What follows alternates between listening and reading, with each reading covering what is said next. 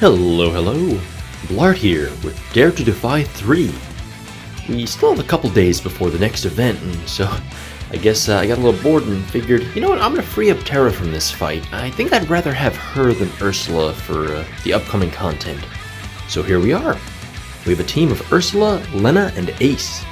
Before we get too deep into it, be sure to hit that like button, hit the subscribe button if you haven't already, ring that notification bell, and leave a comment down below. Let me know what you think about the fight, about the team, about who you're planning to bring to what. I don't know, just feel free to give me an update.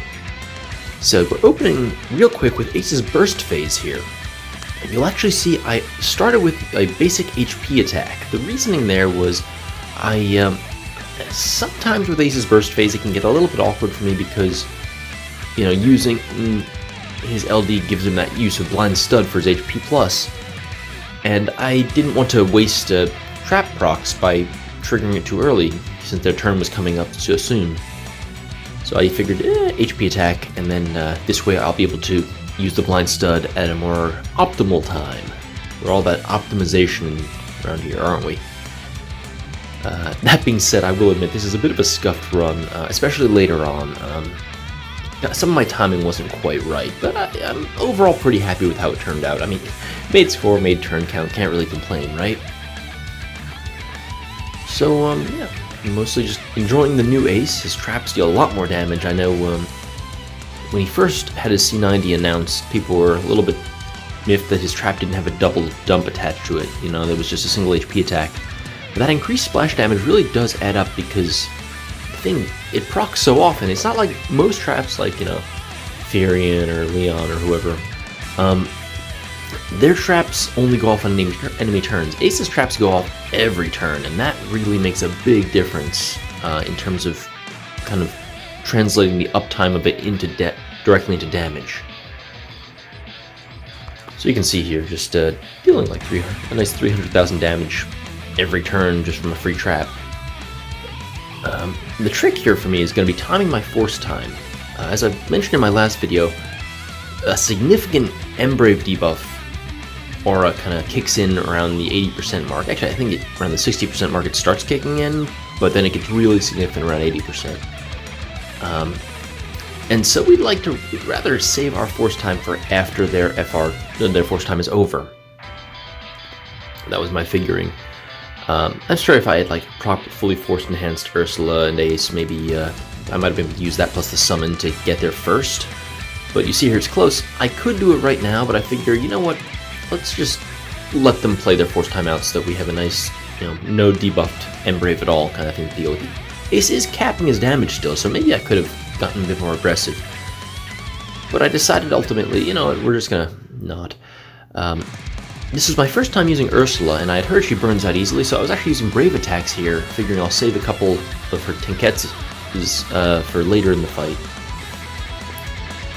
Important thing here, applying Ace's traps before their force time, because they get a significant Brave regen post-turn during their force time, and that can be dangerous, especially on a team like this without a tank. I kind of stubbornly brought Lena here instead of, I know Galuf is really popular, or Zac, or basically any tank, because I figured this fight isn't super duper threatening outside of the force time, and so I'd rather save my my high quality tanks for later fights that might present more of a threat. I'm thinking Fujin intersecting wills, tier 10, heck, maybe even the Cloud of Darkness fight. I don't know.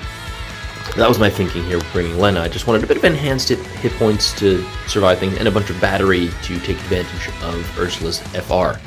Doesn't hurt that I just really like Lena in general, one of my favorite characters. Here we go. It's a little sad. I was hoping that I could get that trap or the finisher trap thing to go off during force time, but as you can see, it didn't quite work out that way. Again, if I had been more aggressive or built my characters fully, probably would have been able to do that. But it's okay. We're going to force time now, and we're ready to make that work. We got those traps ticking it down. We're going to be battering and stuff. Taking turns here with Ursula.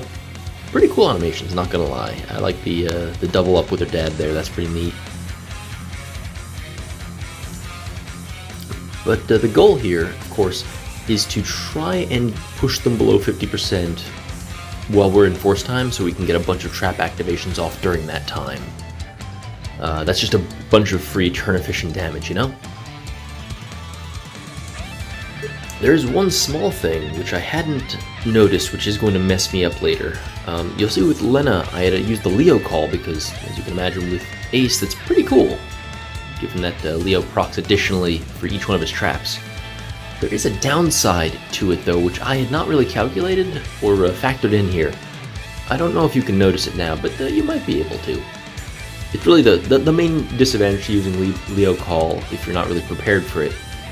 Which is, as we're going to go ahead and find out right here after a bunch of mental math, that, well, only one of the bosses just got Ace's trap reapplied, because B, due to Precision Strike being applied, is basically effectively ribboned up.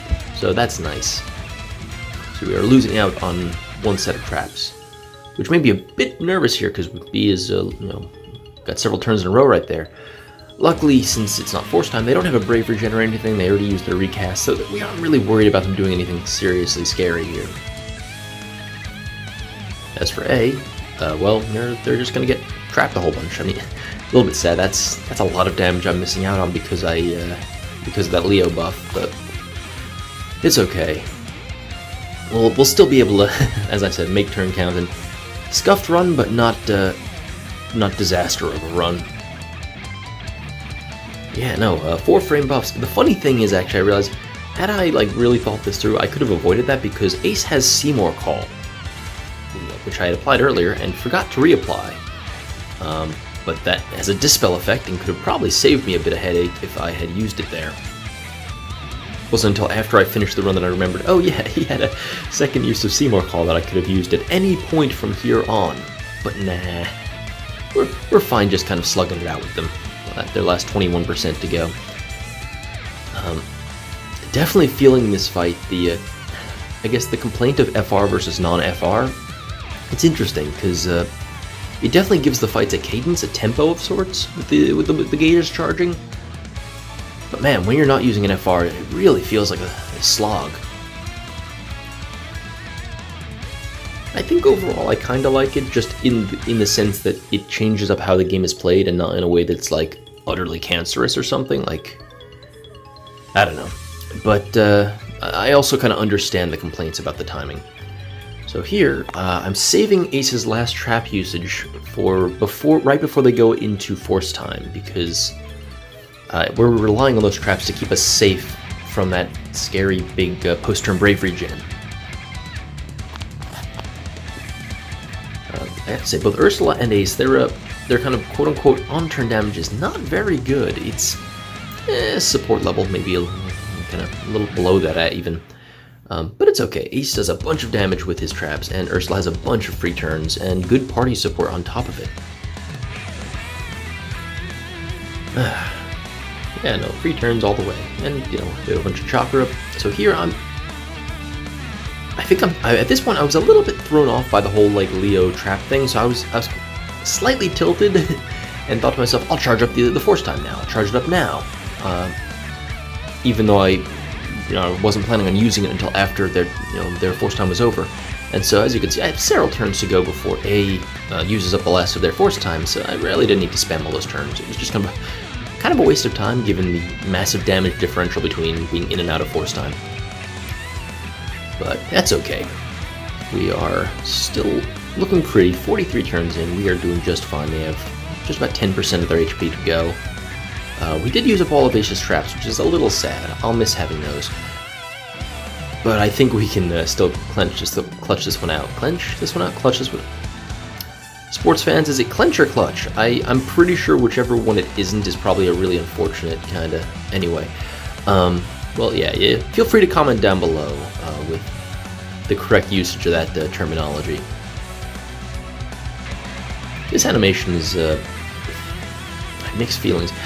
Honestly, it's kind of a boring and bad animation, but I just generally kind of like Ash in this game, and so I'm like, oh, Ash, I like Ash, but the animations are kind of lacking. Anyway, we are now in summon. We're going to try and finish him off in here.